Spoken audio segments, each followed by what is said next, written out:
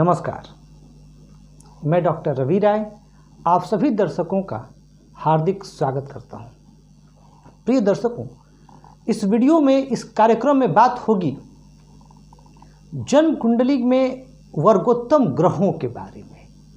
आज हम समझेंगे कि वर्गोत्तम ग्रह क्या होता है, वर्गोत्तम ग्रहों का प्रभाव कैसा होता है और यदि कोई ग्रह नीच का होकर के वर्गोत्तम हो जाए तो उसका फल कैसा होगा। उसे हम परम नीच का कहेंगे या परम सुफलदायी मानेंगे, वर्गोत्तम मानेंगे।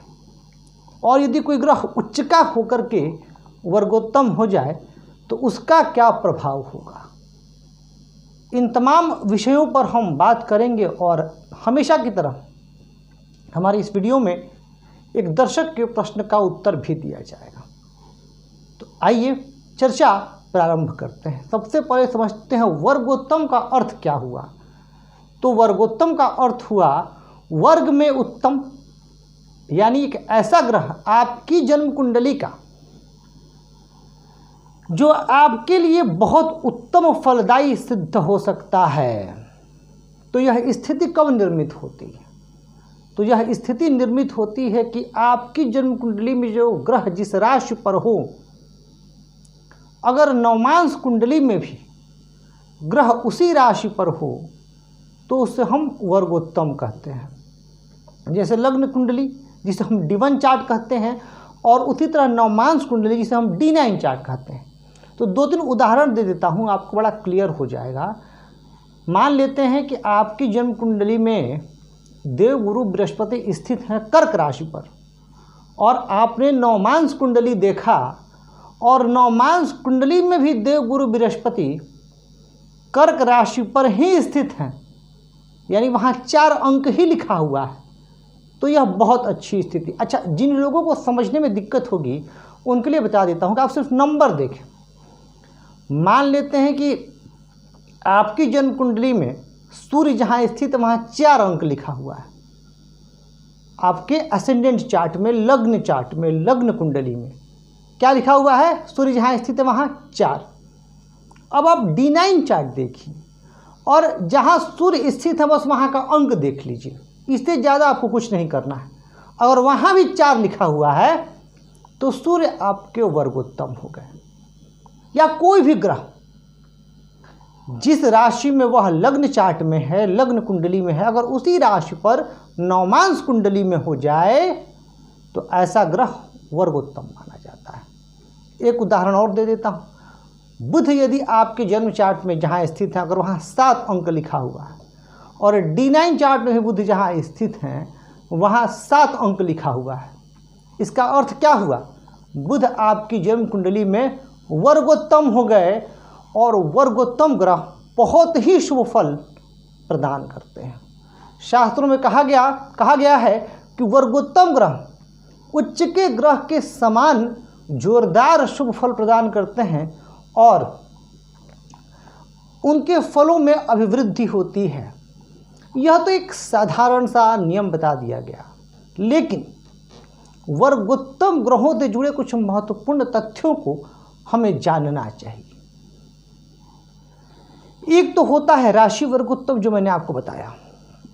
जिस राशि पर स्थित हैं, अगर नवमांश में उसी राशि पर स्थित हो गया। यहाँ पर विचारणीय यह हो जाएगा कि ग्रह किस भाव के स्वामी।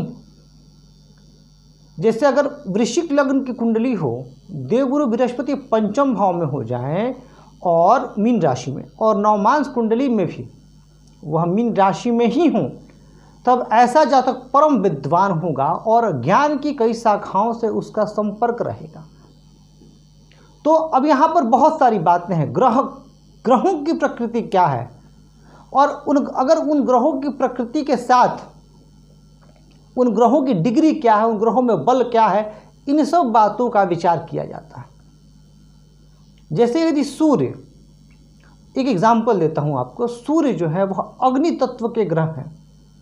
अब अगर सूर्य वर्गोत्तम होते हैं मेष राशि पर, ध्यान से सुनिएगा, सूर्य वर्गोत्तम होते हैं मेष राशि पर, सिंह राशि पर और धनु राशि पर, तो एक तो सूर्य की प्रकृति खुद अग्नि तत्व और सूर्य कहाँ विराजमान है, तो सूर्य विराजमान है अग्नि तत्व की राशि पर।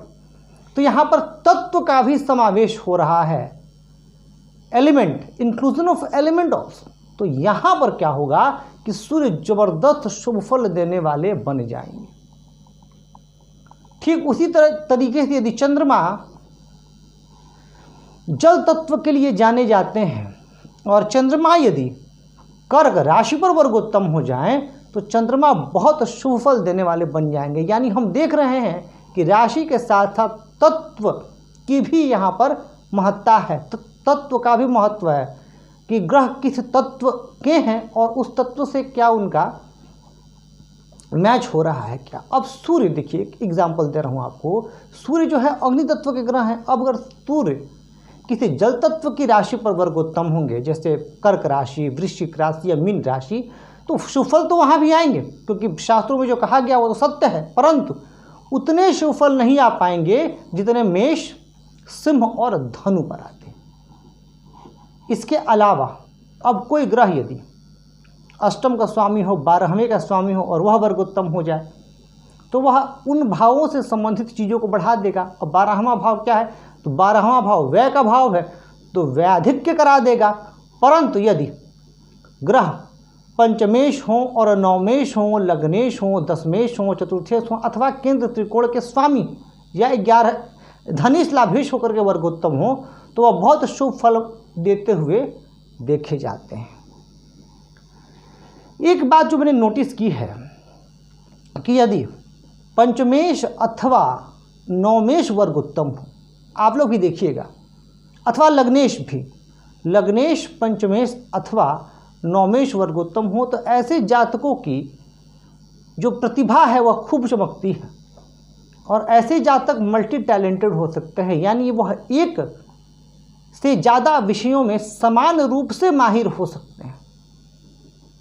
अब अगर उच्च के ग्रह वर्गोत्तम हो जाए तो क्या, जैसे सूर्य मेष राशि पर उच्च के होते हैं और सूर्य नवमांश कुंडली में भी मेष राशि पर हो जाए तो एक तो जो सूर्य की प्रकृति है, सूर्य जाने जाते हैं अधिकार के लिए, प्रभुता के लिए, नेतृत्व के लिए, तो उन गुणों में जो है वो अभिवृद्धि हो जाएगी और जातक खूब तरक्की करेगा। ठीक उसी प्रकार से यदि चंद्रमा उच्च के हो जाए लग्न कुंडली में और नवमांश कुंडली में भी अगर उच्च के ग्रह वर्गोत्तम होते हैं तो उन्हें जो है बहुत जोरदार शुभ फल वह प्रदान करते हैं। और अगर वह जन्म कुंडली में अपने उच्च अंश पर ना हो तो भी उन्हें परम उच्च का माना जाता है और ऐसे ग्रह व्यक्ति को अपनी दशा अंतर्दशा में सफलता के शिखर पर भी विराजमान कर देते हैं। परंतु परेशानी तब उत्पन्न होती है जब ग्रह नीच के हो जाते हैं, और नीच के कहाँ हैं, लग्न कुंडली में, और नीच के हो गए कहाँ, नवमांश कुंडली में भी। जैसे शुक्र कन्या राशि पे नीच के होते हैं। अब अगर नवमांश कुंडली में भी शुक्र कहाँ स्थित हो जाए, कन्या राशि में, तब क्या, सूर्य तुला राशि में नीच के होते हैं। अब यही सूर्य यदि नवमांश कुंडली में भी तुला राशि में चले जाए तब क्या, बुध मीन राशि में नीच के होते हैं। अगर यही बुध नवमांश कुंडली में मीन राशि पर चले जाए तब क्या, गुरु मकर पर होते हैं नीच के और गुरु लग्न कुंडली में मकर पर हैं और नवमांश में भी मकर पर चले जाएं तब क्या, तब हमें कैसे फलों की अपेक्षा करनी चाहिए इन ग्रहों से। देखिए, अगर मैं शास्त्रों की बात करूं तो इस विषय में बहुत ज़्यादा बात नहीं की गई है, पर अगर मैं अनुभव की बात करूं तो इन ग्रहों का यदि नीचत्व भंग हो गया है उस परिस्थिति में ये ग्रह अच्छा परिणाम देंगे। परंतु यदि इनका नीचत्व भंग नहीं हुआ है लग्न कुंडली में तब उस परिस्थिति में ये अच्छा फल नहीं दे पाएंगे। ग्रहों के नीच भंग के कुछ नियम होते हैं जिन्हें हम नीच भंग राज्यों के नाम से जानते हैं और इस विषय पर मैं चर्चा कर चुका हूँ। तो ये आपने समझ लिया कि अगर ग्रह नीच के होकर के नवमांश कुंडली में उसी राशि पर जा रहे हैं तो कई जगह यह कह दिया जाता है कि उन्हें परम नीच का समझना चाहिए, या कई जगह नीच वर्गोत्तम शब्द का यूज किया जाता है।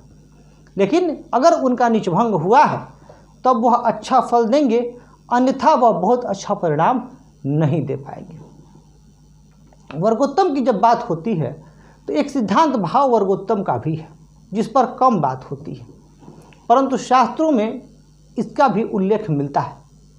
यानी अगर ग्रह आपके जिस भाव में है और नवमांश कुंडली में भी उसी भाव में है तभी वह अच्छा परिणाम देंगे।